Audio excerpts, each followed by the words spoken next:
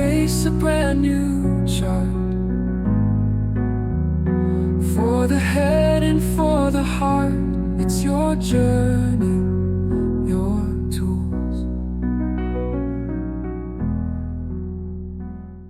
We are diving deep today into, well, one of the most pervasive mental health challenges on the planet, anxiety disorders. Absolutely. And whether you're dealing with that, that persistent buzz of generalized anxiety disorder, or the really rigid rules of OCD, or even the suddenness of a panic disorder, these conditions are so complex. But here's the thing our sources point to right away, the crucial insight. Beneath all those different symptoms, there's a single powerful engine. One engine running the entire show. And that engine is the cycle of avoidance. Exactly. That really is the core realization. We often think of anxiety as just a feeling, right? Or a set of worries. But clinically, the real problem, the pathology, is behavioral. It's what you do. It's what you do. It's all the elaborate, often hidden strategies people use to retreat from what they perceive as a threat. So our deep dive today is really a shortcut then. We're trying to get past the surface level coping tips. The breathing exercises, things like that. Right. And get to the underlying clinical and neurobiological architecture. We are on a mission to understand the fundamental paradox here, and it is a fascinating one. It really is. The very instinct that promises safety, that urge to retreat from danger, is the thing that paradoxically entrenches the fear. It locks you in. Yeah. The short-term solution becomes this long-term prison. And we're going to dissect exactly how that behavioral trap works. We'll explore the neurobiology, what keeps those fear circuits just humming along. Right. And then we'll track the revolution in clinical science, this massive paradigm shift from the older therapy models that were all about calming down to the modern gold standard, which is exposure therapy, driven by something called inhibitory learning theory. And the goal, ultimately, for you, for the listener, isn't just to understand the science. It's to grasp how this knowledge allows for the total reclamation of your own autonomy. That's the end game. So let's unpack this. Let's start at the beginning with the mechanics of the trap itself. Part 1, the pathology of avoidance. So, if we want to break the anxiety cycle, first we have to really respect its strength. This isn't just a vague feeling of worry. No. It's a robustly conditioned feedback loop.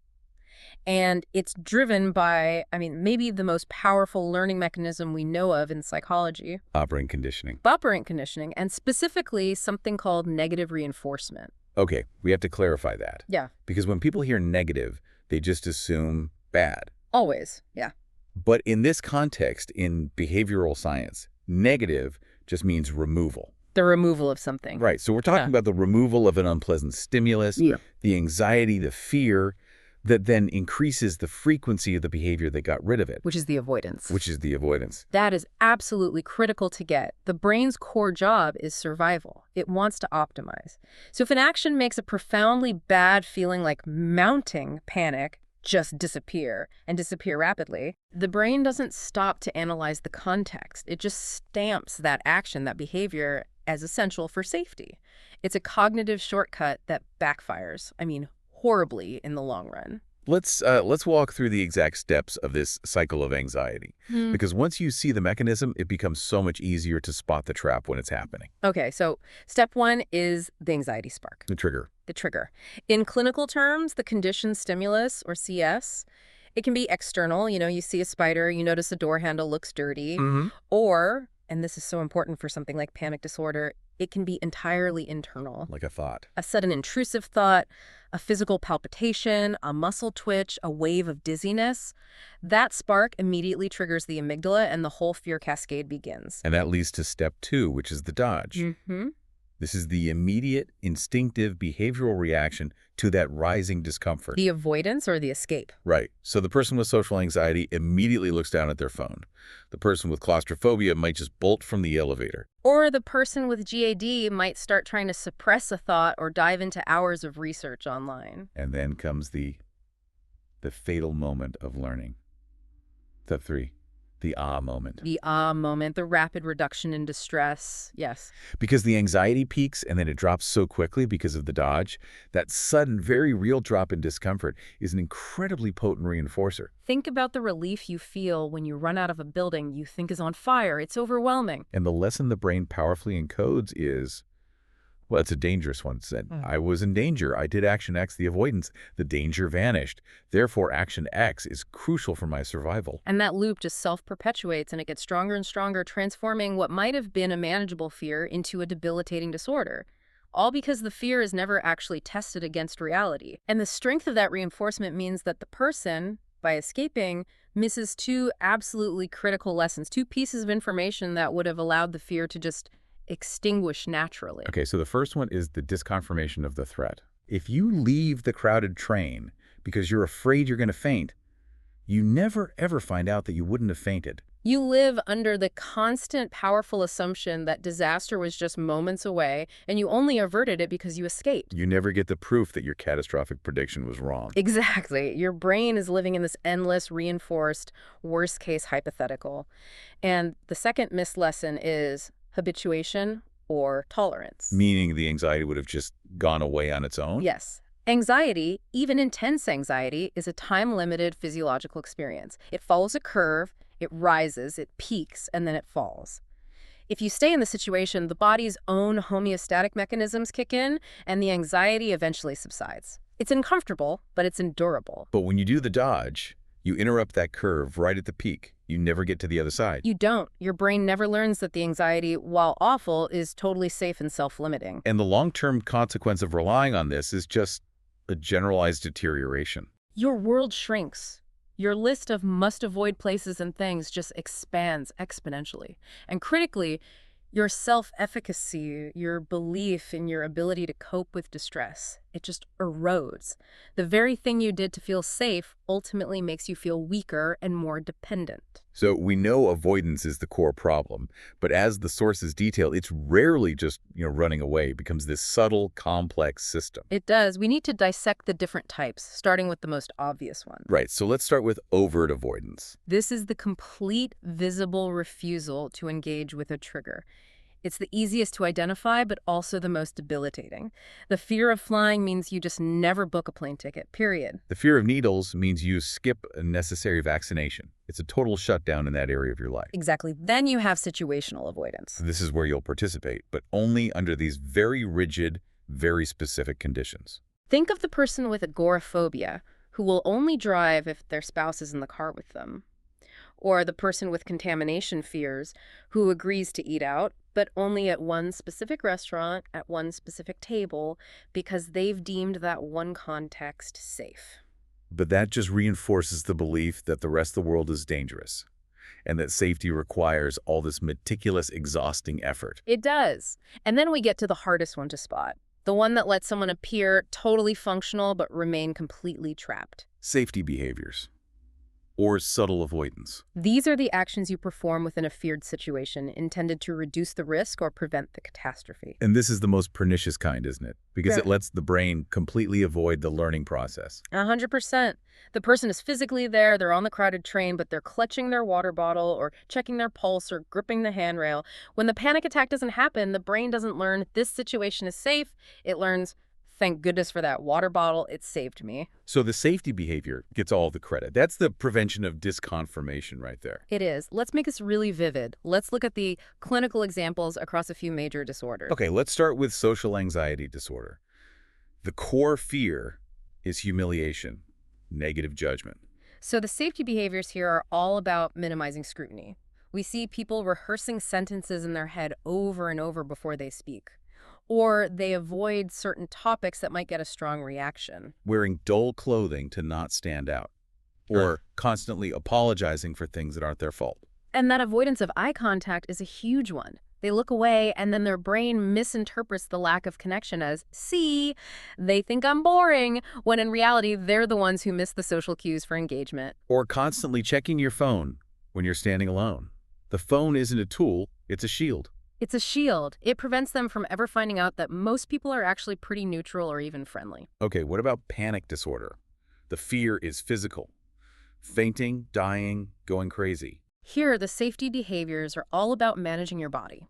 Carrying Xanax or essential oils just in case. Always sitting near an exit.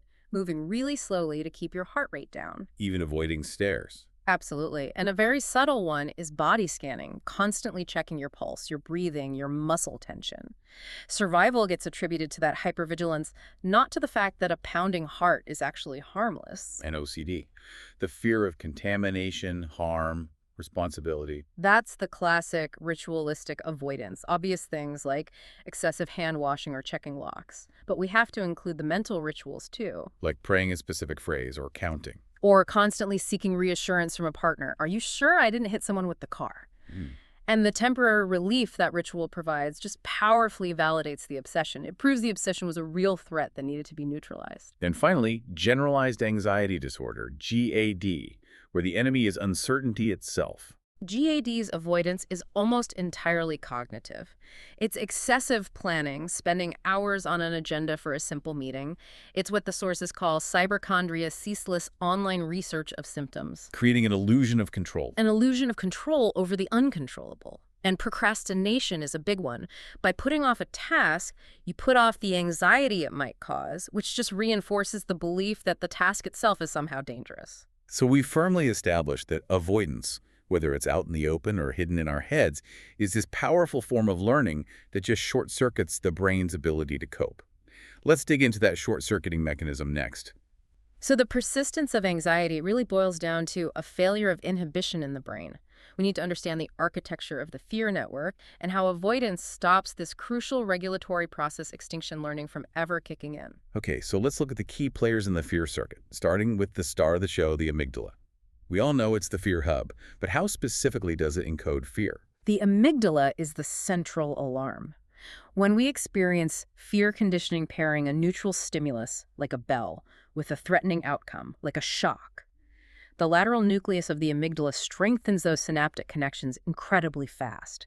It stores a very rigid danger memory. So when it's triggered, it just reacts. Instantly. The central nucleus initiates the whole autonomic fight-or-flight response. It is built for speed, not for nuance. But the human brain has checks and balances. There's a regulator, right? The ventromedial prefrontal cortex, or VMPFC. If the amygdala is screaming, whoa, F, what is the VMPFC supposed to be doing? The VMPFC is the sophisticated context analyst. The amygdala screams, whoa, elf, but the VMPFC is supposed to look around, take in all the current information, say, hold on, is that a wolf or is that just my neighbor's husky in a fuzzy coat? Let's get more data. So its job is to assess the context and send safety signals to quiet the amygdala down. To inhibit its output, yes. And that sounds like the key to recovery. It is. That process where the VMPFC learns to send that inhibitory signal, where it learns that the conditioned stimulus is safe in this particular context, that's extinction learning. It's not forgetting the wolf is dangerous, it's learning that the neighbor's husky is safe. So what's happening in anxiety? How does avoidance sabotage this whole process? Avoidance is a total short circuit. By escaping the second the amygdala's alarm goes off, the person never stays present long enough for the VMPFC to gather the data it needs to issue a safety signal. It never gets to the, wait, it's just a husky face. Never. The fear network is activated, the response escape is executed, and the safety network, the VMPFC, is never recruited. It's left out of the loop entirely. So the fear memory just stays on the books, active and unchallenged, because the brain never gets any disconfirming evidence. Precisely. Successful exposure therapy, which forces you to stay present, is literally the process of strengthening the connections from the VMPFC to the amygdala. Neuroimaging shows this perfectly. Recovered patients show increased PFC activity and a dampening of that automatic fear response. Avoidance prevents this critical neural rewiring from ever starting. And if we look a little deeper into that prefrontal architecture, the sources highlight a couple of other structures that contribute to this failure of regulation, specifically in terms of, fear expression versus fear suppression. Right, the prelimbic cortex, the PL, and the infralimbic cortex, the IL. Now that sounds like technical jargon, but what are they actually doing? Think of it like a tug of war. The prelimbic cortex, or PL, is associated with the expression of fear. It's the amygdala's cheerleader. It's the amygdala's cheerleader. Exactly. It's shouting, this is dangerous, run faster. When anxiety is high, the PL is often hyperactive. So avoidance just reinforces that automatic shouting PL amygdala pathway. It does. Conversely, the infralimbic cortex, or IL, mediates extinction. It's the part that learns nuance and handles the inhibitory control. The IL is the sophisticated part that whispers, safety signal received, stand down. And in chronic anxiety, we see less activity there. We see hypoactivity. Avoidance starves the IL of the learning experiences. It needs to grow strong enough for its whisper to be heard over the shouting. So the therapeutic goal here is literal neural reorganization. It's making the IL stronger and that automatic PL pathway less dominant. It's about building a better brain for emotional regulation. That is the scientific basis. And recognizing that goal-strengthening inhibitory learning is what drove this entire theoretical revolution in how we actually do exposure therapy. It moved us away from what was considered the golden rule for decades. This shift in theory is so fascinating because it really proves that sometimes the things we think are working are actually getting in the way. For decades, anxiety treatment was dominated by one idea: emotional processing theory, or EPT. EPT, which came from researchers like Foa and Kozak back in the 80s, was foundational. It saw the fear structure as this network that you had to access and correct. And the core mechanism of correction was something called habituation. Which is the natural physiological decline in anxiety if you just stay in contact with the stressor long enough. Right. And this gave us the famous hydraulic metaphor. Fear is pressure in a tank. Yes, and you have to stay in the exposure long enough for the pressure to dissipate naturally. If you leave early, the pressure stays high, and the fear actually gets worse. And this metaphor became, clinical gospel. It did. Therapists were laser-focused on measuring two things: within-session habituation, or WSH, meaning the patient's anxiety score had to drop significantly during the session, say from an 85 down to a 35. And between session habituation, BSH, making sure they started the next session less anxious than the last one. And this led to that ironclad golden rule of EPT, which every therapist learned: never end an exposure while anxiety is high. Right. The belief was that ending on a high note would just reinforce the trauma. But then the clinical community started realizing something was deeply wrong. A lot of empirical research started piling up, showing that WSH and BSH were, well, surprisingly poor predictors of long-term recovery or relapse, what we call the return of fear. And this is the paradox that forced the change. You had patients who followed the rules perfectly, their anxiety dropped 60% in every session, but the second they hit a new, unexpected situation, the fear came roaring back. And even more surprising, you had the other group. Patients who were terrified through the entire exposure, never habituated at all, their anxiety stayed at a 90 the whole time. And they still got better. And they still achieved full, lasting remission. So that group was the proof. It showed that fear reduction during the session was not the necessary mechanism of change. Exactly. If you can be shaking, sweating, SUDS of 90 and still get better, then the key wasn't calming down.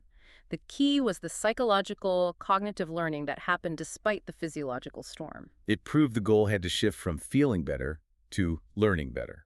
And this realization gave birth to inhibitory learning theory, or ILT, which completely reframes the goal. ILT says that the original fear memory is durable. You don't erase it. So it's always there. It's always there.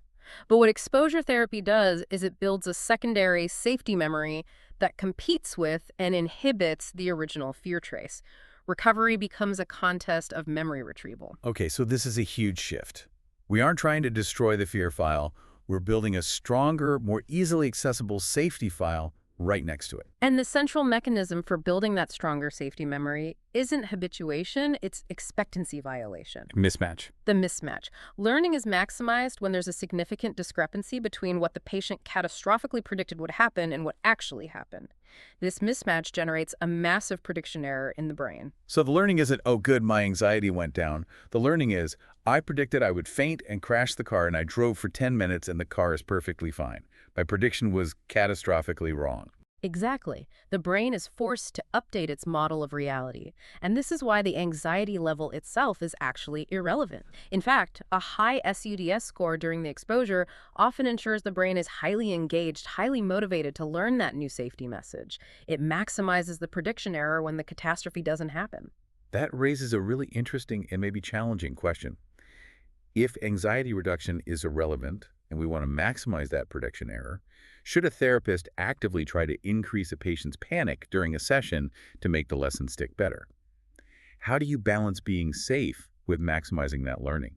That's an excellent clinical question. And the answer is yes, strategically. We don't induce panic just for the sake of it, but we design the task to eliminate any ability to lessen the fear, which maximizes the learning potential. We're willing to go higher up that SUDS ladder and sooner than EPT ever would have allowed. So if a patient fears a racing heart, We don't start with a short walk. We might jump straight to running up a flight of stairs, because the higher the physical arousal, the higher the anxiety, the bigger the prediction error when they realize that sensation is totally benign. We're seeking what we call optimal expectancy violation, and that often requires high, but still tolerable, distress. So this new model brings us to this really counterintuitive idea of desirable difficulties. It sounds like we should be intentionally making things harder for the patient, as long as it maximizes that long-term learning. That is precisely the ILT mandate. We shift from a comfort-seeking approach to a learning-maximizing approach. And let's look at the strategic differences this creates in how we design the exposure. Okay, first, duration. EPT was so rigid. Stay until the SUDS drops by 50%. ILT is much more flexible. ILT says, stay until the critical expectancy is violated. If the patient predicted they would faint in a crowd and they haven't fainted after 5 minutes of intense distress, SUDS at 90, the correlation has been learned. We might end the exposure right there. Or we might add another task to build generalization. Time is secondary to the learning outcome. And the approach to progression changes completely. EPT was very methodical, very linear. ILT embraces variability and randomness. Why? Because predictability is the enemy of learning. If a patient can predict the therapy structure, okay, it's Monday, so we do item 1. The brain factors that into its safety analysis.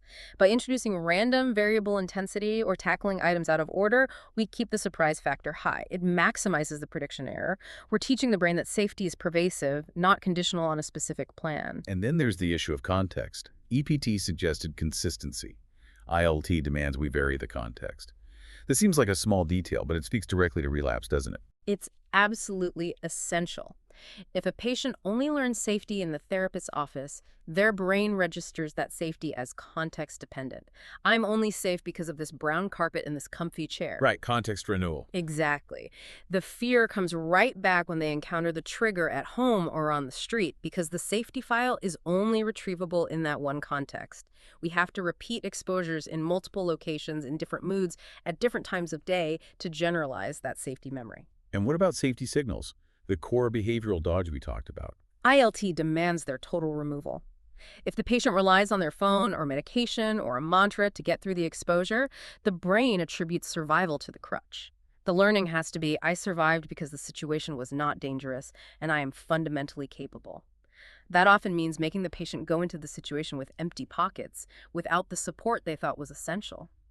And finally, let's elaborate on deepened extinction. You mentioned combining fears. Why is that so much more potent?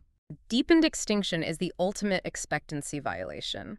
It involves combining 2 previously conditioned fears or adding a new scary element to a primary fear to create a massive discrepancy. Okay, give me an example. So take a socially anxious patient. Their primary fear is humiliation during public speaking. Instead of just having them give the speech, the deepened extinction protocol might require them to give the speech while wearing a silly hat. Or deliberately messing up a few words. Words, exactly. The primary prediction is, I will be humiliated. By actively making the situation objectively worse, the fear structure predicts total, catastrophic humiliation. But then the speech ends, and they realize the audience was mostly indifferent, or maybe even kind. The brain has this huge mismatch to process. It's forced to reconcile the fact that even when things were maximally negative, the consequence was minimal. It proves a radical kind of resilience. So this strategic understanding of ILT informs the entire blueprint for action. Exposure therapy is a highly structured tool, and it's designed for the systematic demolition of that avoidance structure. And it all starts with a roadmap. The exposure hierarchy. The fear ladder. The fear ladder, yes. It's a custom-built list of triggers, ranging from mild to maximally distressing, that we create and rank with the patient. It's the structured approach that lets us apply those desirable difficulties safely. And the tool we use to rank the distress is the subjective units of distress scale, or SUDS. Usually 0 to 100. For anyone not familiar, we need some clear anchor points for that scale. Yeah, the anchors are essential. So SUDS of 0 is total relaxation.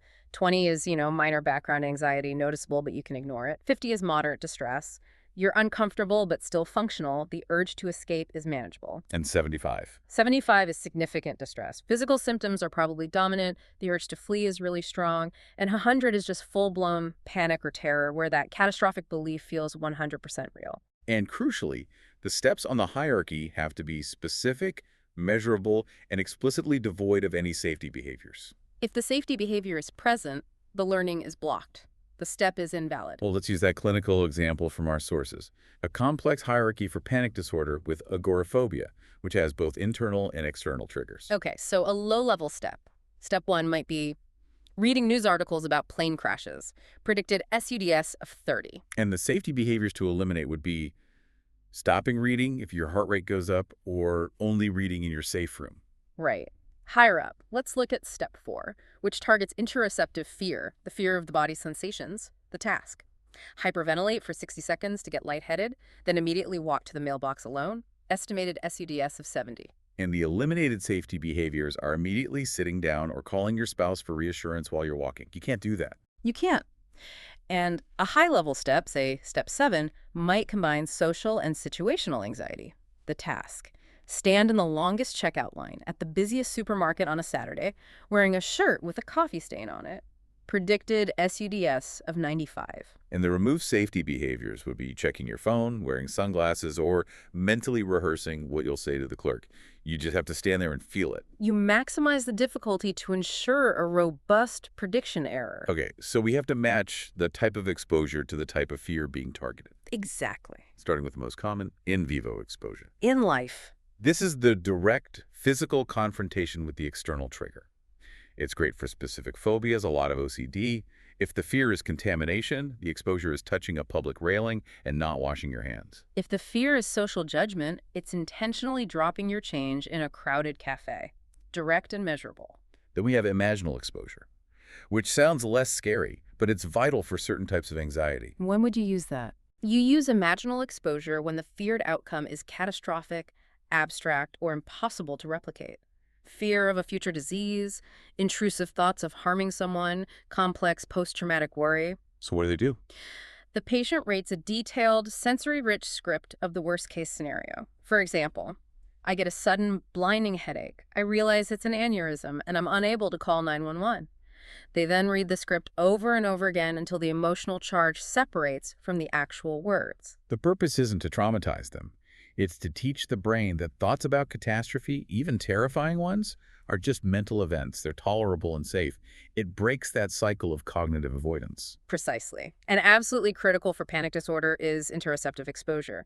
This targets the fear of fear by deliberately inducing the benign physical sensations that are associated with panic. Give us a few more clear examples of how you'd safely induce those sensations. You match the exercise to the specific fear. If the patient fears dizziness, they spin in a chair or shake their head side to side. If they fear tachycardia, a racing heart, they run in place or maybe drink a strong coffee. If they fear air hunger, they breathe through a thin coffee stir for about 90 seconds. The brain learns the truth. Sensations like dizziness or a rapid heart rate are uncomfortable, sure, but they are not dangerous and they do not require escape. And finally, we should just touch on virtual reality exposure, or VRA. VRA is a really effective tool, especially for fears that are hard to access. Flying, heights, public speaking, where the logistics of doing it in vivo are really difficult.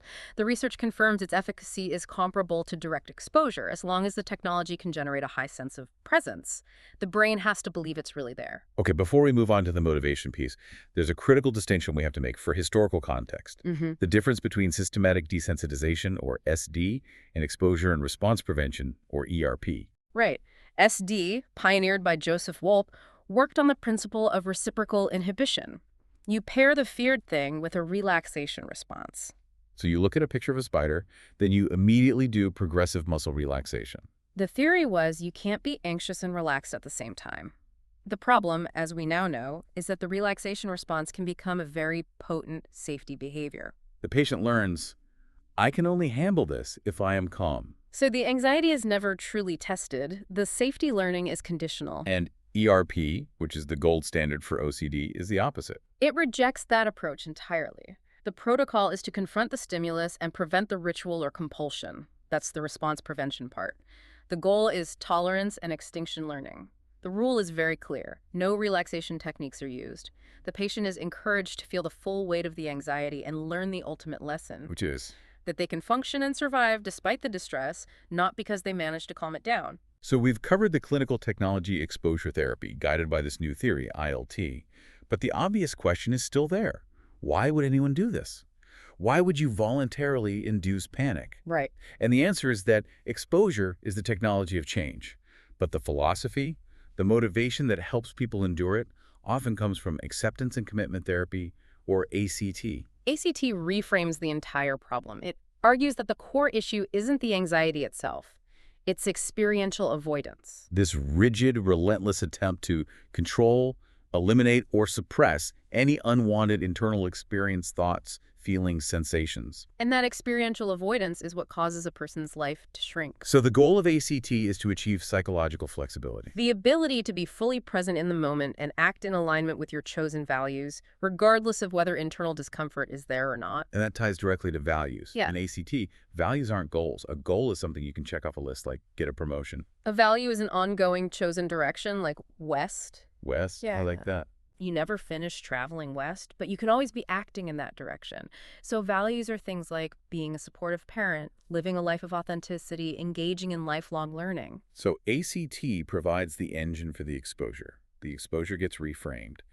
It's not about getting rid of my anxiety. It's about moving toward a value. I don't get on a plane because I like feeling anxious. I get on a plane because my value is maintaining close family relationships, and I am willing to feel the fear in service of that value. It creates a why that's bigger than the fear. It's the difference between doing something to escape a bad feeling and doing something to gain a cherished life. ACT also makes this really deep distinction between willingness and wanting. And this seems essential for surviving those high SUDS scores. It is profound. You don't have to want the feeling of panic. Nobody desires a racing heart. But you can take an active stance of willingness to experience that feeling if it means you get to live your full life. Willingness is acceptance. It's dropping the internal fight. I love the analogy of the two types of pain here. Let's use that because it's so strong and memorable. Okay, think of a marathon runner. The clean pain is the natural discomfort, the burning lungs, aching legs, the exhaustion that comes with running 26 miles. That pain is just part of the deal. It's unavoidable. It's inherent to the task. Dirty pain is the suffering you add by struggling against that clean pain. It's the inner monologue screaming, I can't stand this. I'm a failure. Why did I even sign up for this? And ACT helps patients drop the struggle, the dirty pain, so they can just focus on enduring the clean pain of the exposure. Yes. It maximizes the learning that comes from it. You can act while the pain is active. Okay. The switch metaphor. You can act while the anxiety switch is on. You don't have to wait for the anxiety to turn off before you start living. During intense exposure, the mind is just a threat-generating machine. It's screaming catastrophic commands. ACT gives you tools to handle that internal noise without letting it dictate your behavior. And the primary tool for that is cognitive diffusion. How does that work in practice? Diffusion teaches you to look at your thoughts rather than from them. Thoughts are just seen as words, sounds, transient mental events, not commands or facts. So you can use techniques like putting a thought on a hypothetical movie screen or labeling it. So instead of, I am having a heart attack, The patient practices saying, I am having the thought that I'm having a heart attack. Or even more playfully, you can sing the thought to the tune of Happy Birthday. and that little bit of distance just strips the thought of its power, its urgency. It does. It shifts the context. And this links directly to the concept of the self as context, or the observing self. That stable platform you mentioned. Exactly. The observing self is the part of you that notices the thoughts, the anxiety, the sensations, but isn't defined or damaged by them. It's the awareness that just holds the experience. Identifying with the stable, constant self provides an anchor, allowing the patient to endure the exposure storm without collapsing into the fear. Okay, so now we synthesize everything. The functional analysis of avoidance, the technical strategies of inhibitory learning theory, and the motivational framework of ACT. This gives us a structured, comprehensive protocol for really tackling anxiety. The starting point is always the why. We begin by establishing the values that have been suffocated by the anxiety. We ask questions like, if anxiety just vanished tomorrow, what action would you immediately take? And you pair that positive motivation with recognizing the negative impact. You map out the cost of avoidance. Right. For the person avoiding social media to cope with work stress, the cost is stagnation in their career value. For the patient who avoids intimacy because of obsessive fears, the cost is their value of connection. And that cost analysis fuels the willingness to enter the clean pain of the exposure. So we construct the hierarchy, but every single step has to be framed as a behavioral test of a hypothesis. The exposure isn't just an action, it's a science experiment. So we're going beyond just listing activities. We're explicitly defining the catastrophe we're expecting. Yes, you identify the feared outcome, the prediction the brain is making. I will choke and die if I eat alone in a restaurant. Then you identify the specific safety behavior, like, I will only eat if someone is there to help me. The task then is defined by removing that safety behavior to directly test the prediction. The hypothesis has to be crystal clear. I will eat alone to test the belief that I will choke. This is the active, difficult part. First, you need the prediction. You have the patient rate their belief in the catastrophe happening from 0 to 100%. I am 85% sure I will vomit if I touch that object. Yeah. This sets the target for the prediction error. Then the execution. You engage the trigger and, this is the most important part, you drop the safety behaviors. You have to fully commit to the learning. And during that high anxiety moment, you introduce affect labeling. The patient actually verbalizes their internal state. Why is saying it out loud helpful? When we verbally label an emotion, I am feeling terror, my chest is tight, I'm having the thought that I need to run. That act of verbalization engages the prefrontal cortex, the sophisticated analytical part of the brain. It facilitates top-down self-regulation.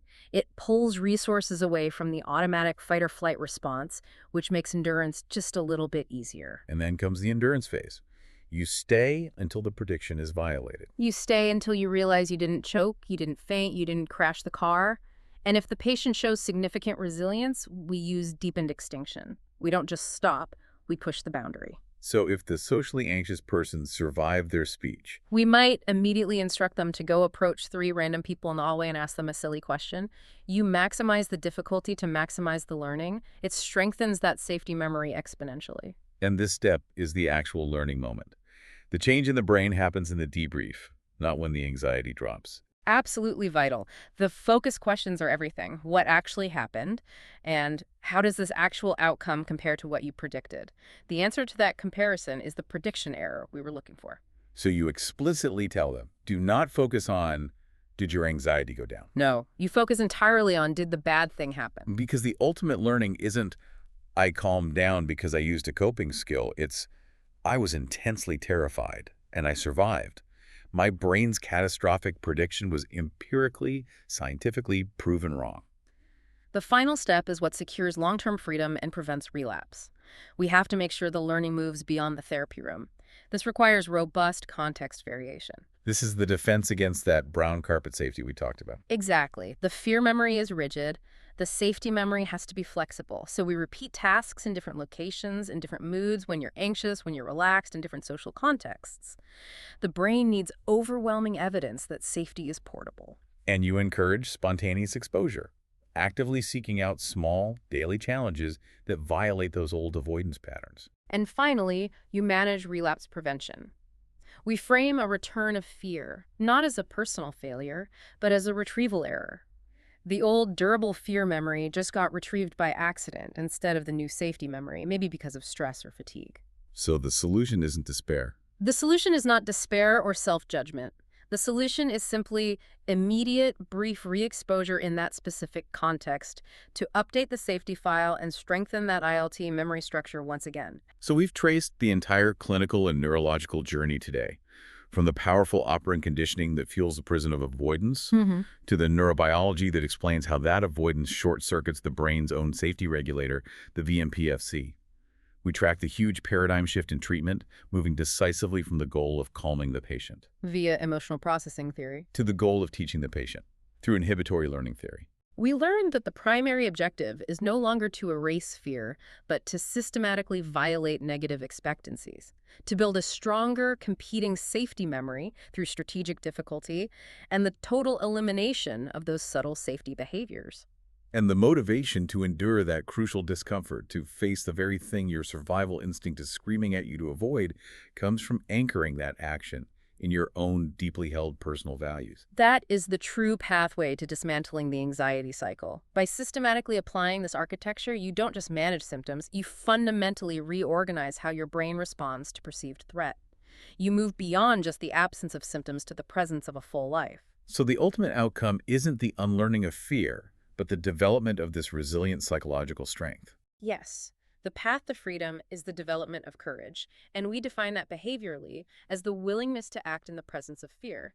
By dismantling the prison of avoidance, you build a safety executive in your brain that affirms, even when your heart is racing. Yes, this is scary. Yes, my thoughts are catastrophic, but I am safe, I am capable, and this life is worth living. Now that you know the rules of the game and the blueprint for escape, go out and claim that learning for yourself. Your tools.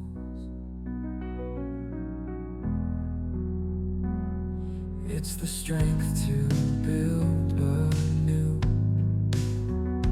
It's the light to guide you through. It's the choice to find your way. Starting here, starting today. Understanding the amygdala changes everything. Once you realize that your anxiety is just a tiny, almond-shaped part of your brain trying to keep you alive, it becomes a lot easier to stop being angry at it. It's not trying to ruin your day, it's just trying to save your life. It's just a little confused about what constitutes a life-threatening emergency in 2026. For this week, I want you to play the role of the observer. When you feel that rush of adrenaline, instead of spiraling, I want you to name it. Just say to yourself, okay, my amygdala just pulled the fire alarm. Thank you for the warning, but I am safe. To help you spot these patterns, open the Your Journey, Your Tools app. Use the check-in feature to log when these spikes happen. You might start to see a pattern in what is setting off your alarm system, and data is the first step to control. Next week, we are going to look at the bigger picture. We're discussing why some of us are genetically wired to be more anxious than others in episode 5. Anxiety is biological, not just psychological. Until then, be gentle with yourself. You're doing better than you think. I'll catch you on your journey.